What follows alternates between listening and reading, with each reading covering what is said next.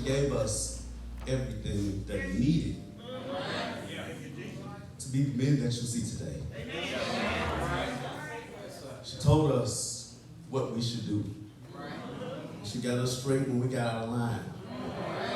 And she wasn't mad when she did. She checked us and moved on to the next thing. Made sure that we still had what we needed. And for that, I'm eternally grateful.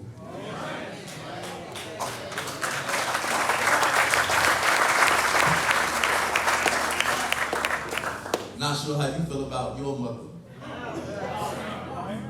Because even the worst mother, their child loves them. That's right. That's right. They can get it all wrong, but their child still loves them. And I'm grateful to God that I had the perfect mother. And the reason that I'm not falling out all over the place is because I know that my mother wouldn't want me to do that. We were at the hospital just after she passed. I was standing in the hallway and I'm just bawling, and my brother grabs me and he says, if you would just shut up and breathe, you'll hear her voice. And in that moment I heard her say, all right, Jonathan, that's enough. And I breathed and I said, okay, let's go back in here and do what we need to do and take care of our mom. And so I'm grateful to you. I'm asking that you will continue to pray for my dad.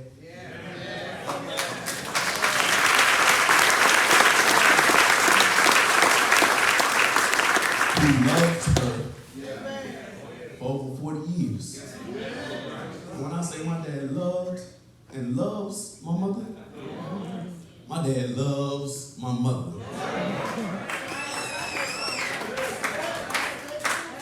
Even when she thought that she was going to run off and leave him for a little while.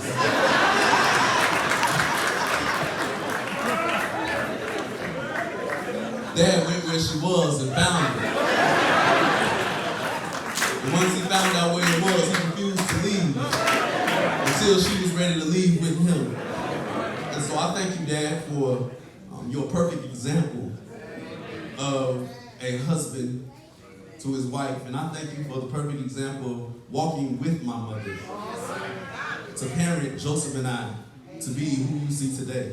And so I honor you today. I salute you today. I know this is painful.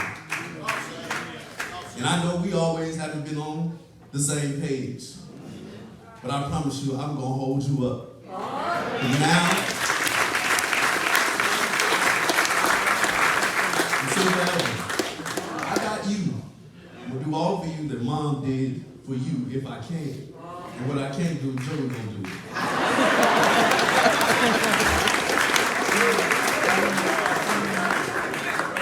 To my little brother, who hates being called my little brother, but that's what he'll always be to me. I thank you for loving Mom the way you did, the way you do. Thank you for making sure you always check me when I'm out of pocket before she had to do it. I need you to keep doing that. Hold me accountable when I'm out of pocket. And I'm going to do the same thing because Mom would want us to take care of one another, and that's what you're doing to do. To these nieces and nephews whom she absolutely adored. I think all of my cousins have a different relationship with my mother. They called when they needed something. They called when they needed to talk about things. She gave them sound, solid advice and told them what to do, whether it was about their marriage, their children. She was everything to so many of them. And I want you all to know that the same way Mom stepped up into that role when we lost Grandma 5 years ago, one of you will step into that role. And everything that she taught us, everything that she told us, everything that we gleaned and learned from her will become real. It will become alive. Don't be afraid. She loved you all. And she instilled what she had in you so that she would never die. And so, Silk, Brandon, Carrie, Priest, Diana, Jessica, you girls got some huge shoes to fill. And we're gonna walk with y'all along the way until we figure it out. To my mom's siblings. Yes, Lord. Auntie Diane, whom she just loved.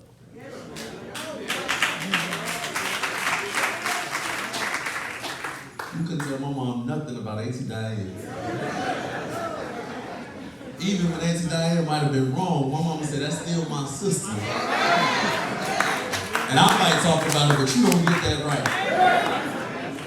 Auntie, I want you to know that I thank you for loving my mother as her sister, her older sister. She looked up to you, and in some ways, you looked up to her. And I'm grateful that you were her sister. I'm grateful that throughout our lives, we were constantly at your house. And Brandy and Virgil were constantly at our house. That we were able to grow up as brother and sister and not cousin. You all taught us what it meant to stick together and be a family. And for that, I'm grateful. To her brothers who protected her, who loved her, who sometimes drove her crazy. But she didn't want anybody talking about them but her. I thank you all for showing us how to love your sister. I didn't grow up with a sister besides Brandy and my cousins.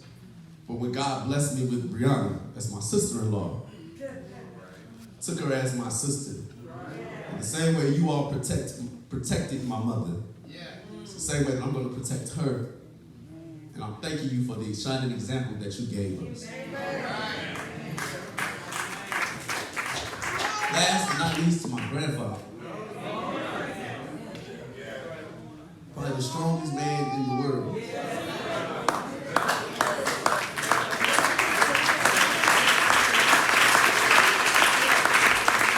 Could not imagine what it feels like to lose 6 children. But the strength that he continues to display. But even as I came in on Sunday morning, my mom passed about 1 a.m. Sunday morning. And as we left the hospital, my brother said to me, "You're not going to church?" I said, "Yeah, I gotta go. I'm going to check on granddaddy, if nothing else." And when I walked in and walked over to the organ, he walked over to me, saw tears falling down my face, and he said, "I didn't think you were going to make it this morning, but you got the strength of your mother to be able to press your way through in spite of what you just experienced this morning." Then in the next breath, he said, "So you're going to have to preach her funeral."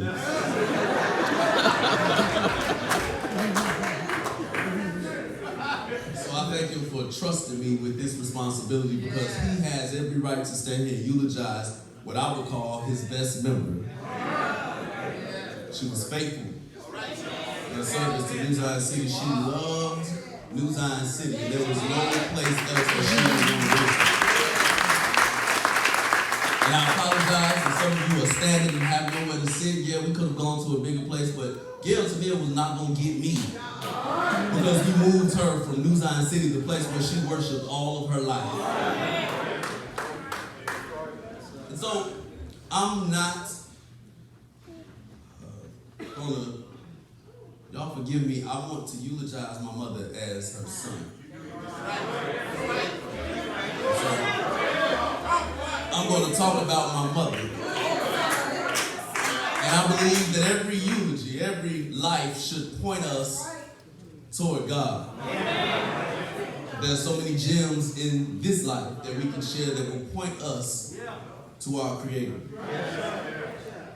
And as I thought about how to begin this, what to say, one word began to resonate in my spirit and in my heart. That word was faithfulness. If there was any way to describe my mother, it was faithfulness. She was the most faithful individual that you would find. When she was with you, she was with you. If she loved you, she loved hard. She was just faithful. She was faithful to her family. Faithful to her role as a daughter, that she cared for my grandmother, and when she left this life for another, my mother just stepped into the role of caring for my grandfather and doing some of the things that my grandmother, he had gotten used to get done for him over 65 years. When she sometimes didn't feel her best, she pressed her way here to New Zion City on Sundays just to lay eyes on him and make sure that he was okay. When she didn't feel like it on Wednesday night, she made her way here just to make sure he was okay. Scripture says, I saw a proverb somewhere, that as you do for your elders, your children will do for you. If nothing else, my mother taught me that you ought to be a faithful child of your parent, that they provided everything for you as children. Even, I said it again, the worst parents get their love, but when you got a parent that loves you, that supports you, that nurtures you, that gives you everything that you need to be, not just make you happy, but to make you successful in life. They're worthy of your honor. I know there were some moments Mom didn't feel up to it, but she made her way here because she wanted to honor her father. And something tells me, in her own way of always making sure that Joseph and I are prepared, she was preparing the way and giving us an example of how we should treat our father when we came to this very moment. Gail was always in the mindset of being prepared. Not only was she faithful in her role as a daughter, she was faithful to her role as a sister. She took her siblings very seriously. She loved them, flaws and all. She knew every one of them, that what would push their buttons, what would make them happy. She made it a point to call them and send a card for all of their birthdays, and she remembered them, and because she remembered them, now I remember all of their birthdays because it was important to her. She was meticulous like that. She wanted to make sure that everyone knew how much she loved and appreciated them, even if maybe it was not returned. She was faithful. Faithful in her role as a wife. Over 41 years, she took care of John Tenniel. And I don't even know if my dad knows this, that as I became older, Mom would call me and sometimes talk about the things that Dad was doing that was getting on her nerves. He wakes up in the morning and he's loud. The TV just too loud. And I let her go ahead and talk, and then when she got through saying what she said, I said, now you talking about my daddy. And she'd say her famous line, well, I can talk about him, but you can't. But she was faithful to my dad. Loved him through the thick and the thin, and I know that over 41 years, everything wasn't good. But if you'd ask my brother and I, we never knew when my parents were even having a disagreement. We never knew when my parents were having problems. They never put it on us. That was their own thing, and they decided together that they would love one another, and when they had disagreements, they would not bring us into it. There was never a reason to pick sides, because we never knew what was happening. She was faithful. A faithful wife who loved her husband. And I must apologize. Folks are saying to me now, you're almost 38 years old and you're yet to be married. What's the problem? What's taking so long?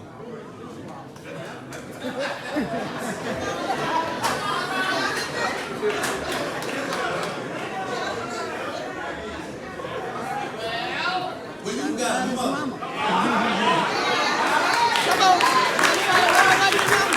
That raises the bar of you. You're unwilling to settle for something that's easy.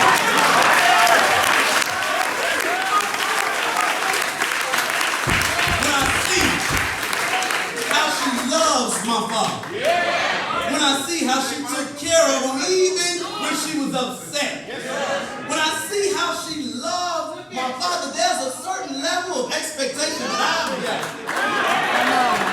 for the woman that I'm going to commit my life to.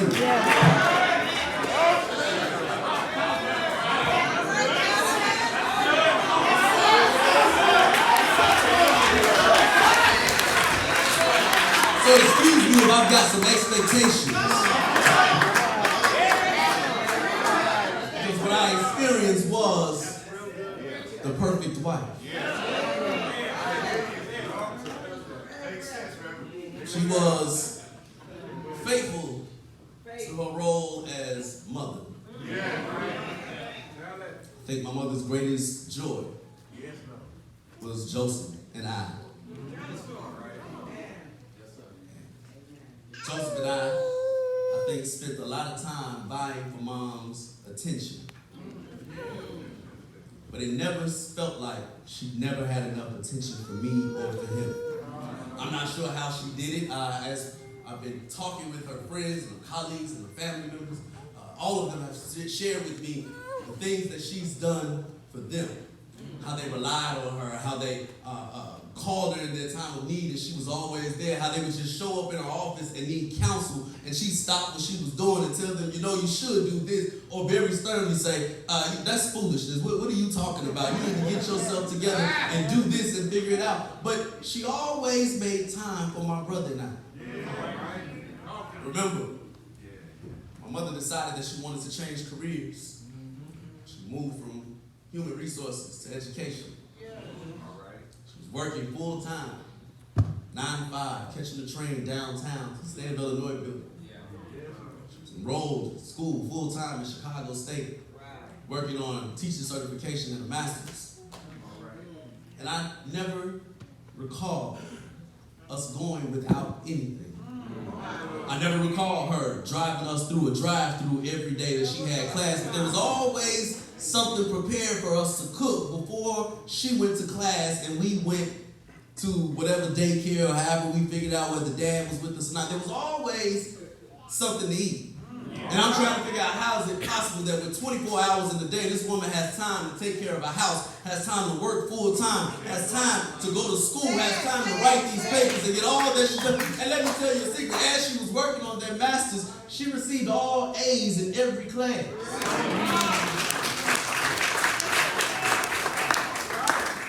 Professor gave her a B and she went and contested. And told him, I know this was A work, and I need you to look at it again. She was faithful as in her role as a mother. And as I shared with you before, there were some things that she did for Joseph and I that have made us absolutely who we are today. She was faithful to her role as auntie. She knew just what to say to y'all. She knew just how to hold you when you needed to be held. She knew how to coach you through life's difficulties and life's challenges. From the oldest all the way down to the youngest, she had nicknames for all of them that only she called each one. And because whether it was their first and middle name, she found a way to just love on them and have her own doting way of admiring them. But she took very seriously the responsibility of being an auntie. She viewed her children as her own, her nieces and nephews as her own. And I remember when I was about 8 years old and my Aunt Gwen passed away. I think Eric was about 6. My mom, my grandmother, and my auntie did everything that they did to make sure that they could to make sure that Eric never missed anything that he would have with his mother. There's so much so Eric would come spend summers with us and stay with us all summer, and it was no difference made between Joseph and I and Eric. There was never any difference between us because she loved us equally. She took her role as an auntie very seriously and was faithful in her duty. I'm sure there's some here who could testify. She She was faithful in her role as a friend.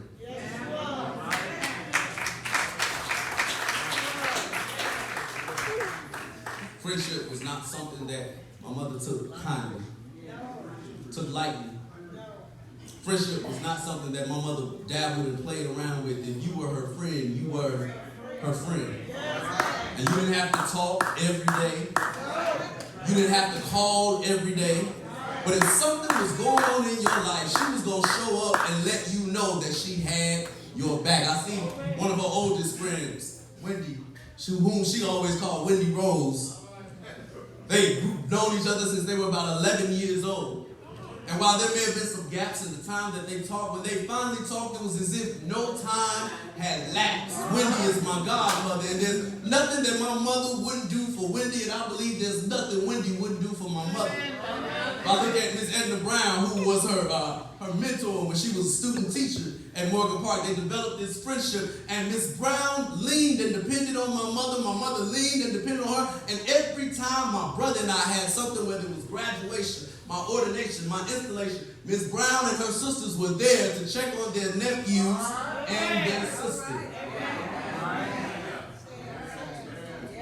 I can name so many others. And again, we wonder, where does she have the time to do all of this and take care of herself? She was faithful to her church. I don't have to tell you how serious she took her role as choir director and soloist.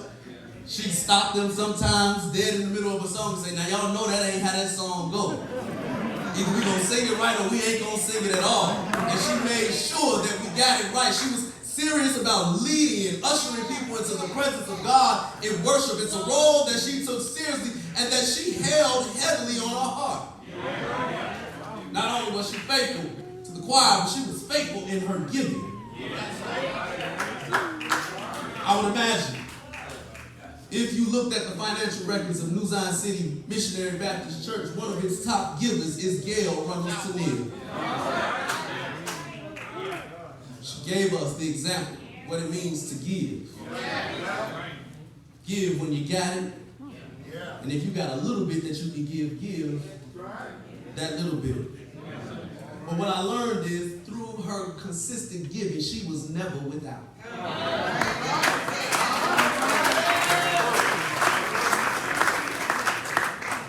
It seemed as if my mother had a nest egg of money somewhere all the time.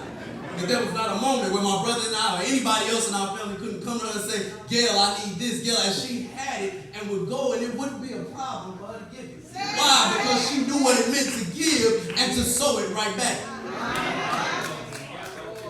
She was faithful in church. She was faithful to her profession and her passion as a teacher. When she began Morgan Park back in the mid-90s, I think, we had moved from the city out to the suburbs. And after attending Emmanuel Christian School, there were so many students who were transferred or who had matriculated into Morgan Park from Emmanuel. So I was able to reestablish some friendships and some connections with those whom I'd known since I was 3 years old, some of whom are here today. And I would love hearing the stories that they would share about their experiences with her in the classroom. She'd talk about how lazy her students were. One in particular told her, Mr. Neal, just give me the C. And she said, I'm not giving you anything. You're going to do this work and you're going to earn an A or at least you're going to earn a B or at least a B or an A. And she forced them to do some things that they otherwise wouldn't have done had someone not been pushing them to do it. She was always interested in the well-being of her students. Making sure that family life was okay so they can focus on their education. Making sure that all was well at home. That if they needed anything, she'd go out of her way to make sure that they have it so that they can be successful students. She was faithful. She lived by this idea that she didn't give you a grade, but you earned it. One of my best friends, Jermaine, says that he hadn't done the work that she asked him to do. Hadn't turned in the assignments that she asked him to do, and when he got his grades, it was a D. then ran back in the classroom and said, Mr. Neal, you gave me a D. I thought, we knew each other. You know Jonathan. She said, I didn't give you anything. You earned a D. She took her work seriously and worked hard at completing every task that she had. So much so that when she became assistant principal at Morgan Park, Mom would stay sometimes 6, 7 o'clock at night trying to get this work done. And Dad was kind of upset, didn't know how to say it. And finally I had to say, Mom, find you a time where you walk out of that building. That stuff will be there when you get there tomorrow. Don't let those folks kill you. It's not worth it. It's going to be there in the morning. Pack that office up and go home so you can get some rest and be ready in the morning. After a little pushback, she finally decided that she packed. Sometimes she'd go over to 5, and when she got in late, I'd say something to her to remind her of what she agreed, but you couldn't stop her because she was faithful to her job. I say all of that basically to say that God rewards faithfulness.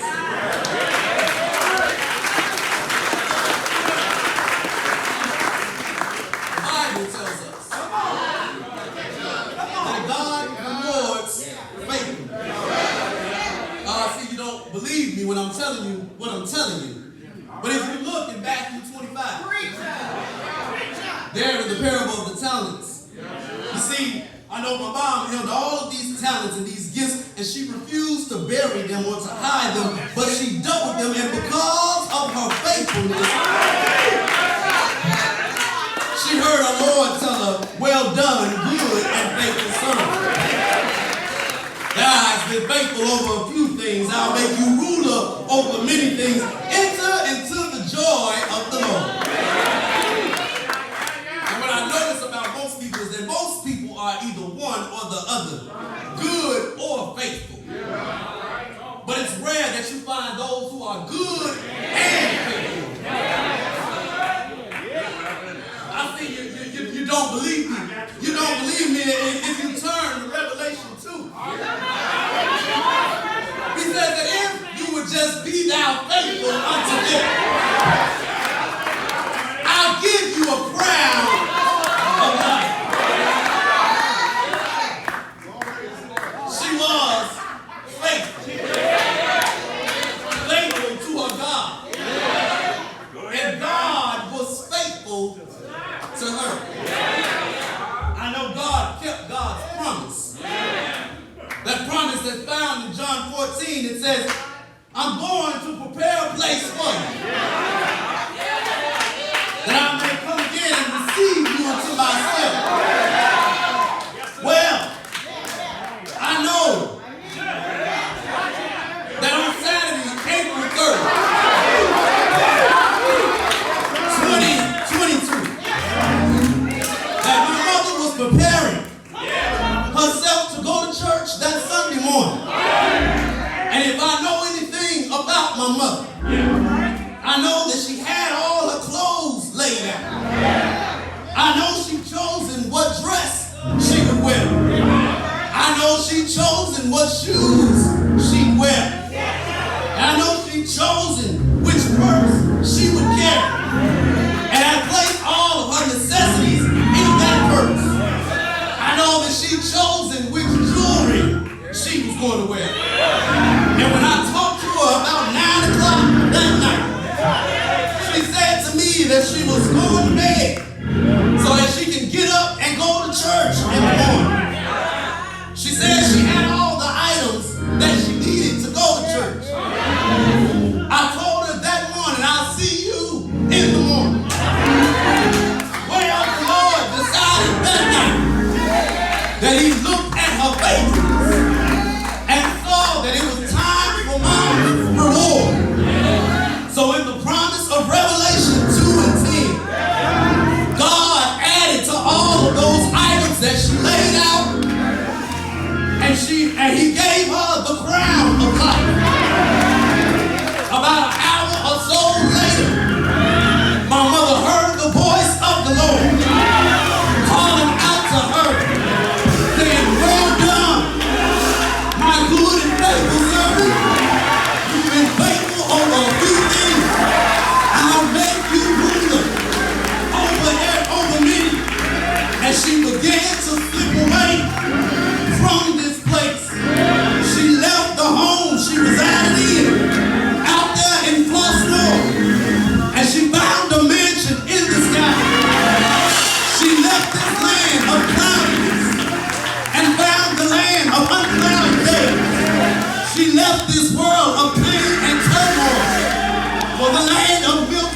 morning, she left this world of mundane routine for some rest beyond the river.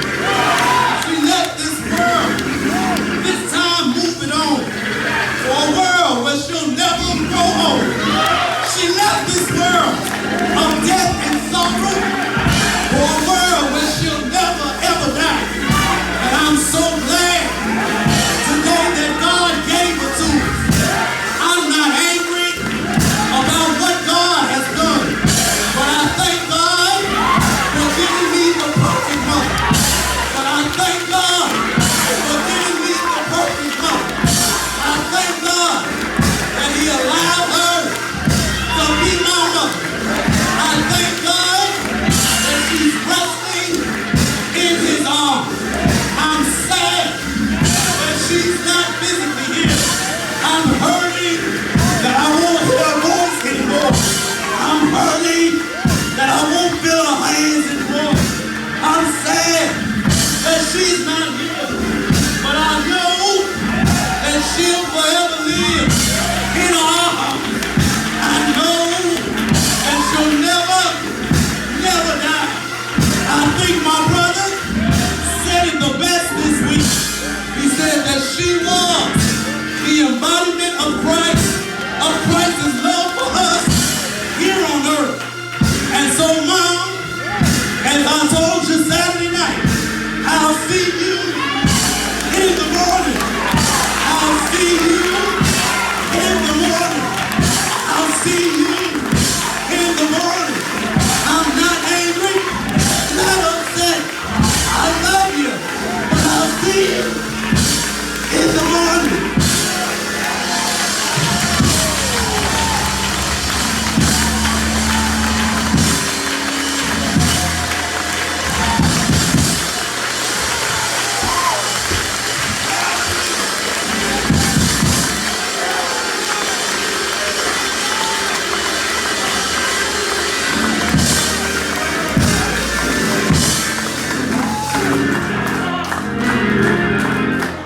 Somebody say yes. Say thank you for Gail Tenniel. Thank you for how she loved. Thank you for how she touched so many lives. Is there anybody here that thanks God for Gail Tenniel? Lift your voice, put your hands together, and say thank you, thank you, thank you, Lord.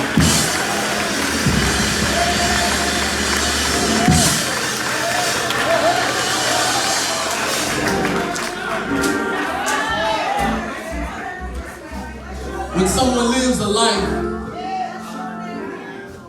as beautiful and precious as this one, a life as righteous and holy as this one, there's no need to say a whole lot of words. You just thank God. Their life preached its own eulogy. And I just wanted to talk about my mama. That's all I wanted to do. And I thank God for listening.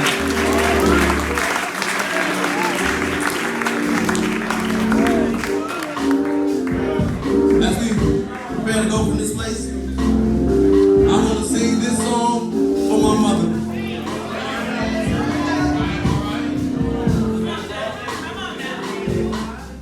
I've had my share of life's ups and downs.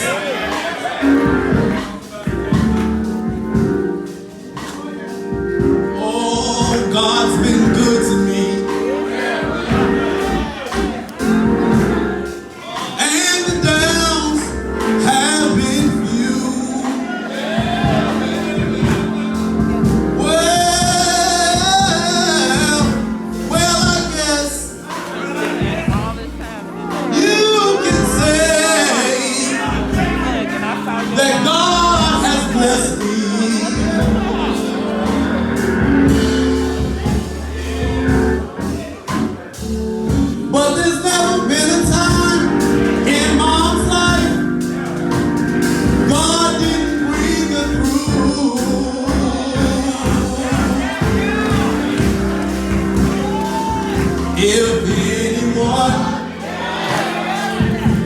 should ever write mom's life story. I'm gonna move over so you can sit with his Bible. Excuse me. Okay. For whatever reason,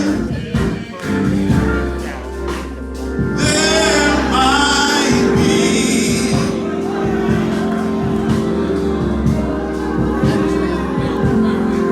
Wait, he'll be there between each line of pain and glory.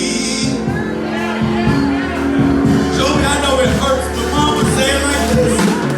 Jesus is the best thing that ever happened. Jesus is the best thing that ever happened. Jesus is the best thing that ever happened to me. What we gotta do? We gotta move. Make this up so the casket can get past. So they're asking us to step out. We're going to ask that the pallbearers will meet us at the... Ask the pallbearers to meet us here. Pallbearers right here. All the pallbearers meet us right here at the casket. The repast will be held at the jail in the London Life Center, 2622 West Jackson Boulevard, Chicago, Illinois. With Dr. Johnny Miller serves as the pastor. Pallbearers meet us at the front. Flowers. They started moving it already. We need some individuals to help them with the flowers. Can we have some individuals, please, with the flowers? Come this way. Quickly, quickly.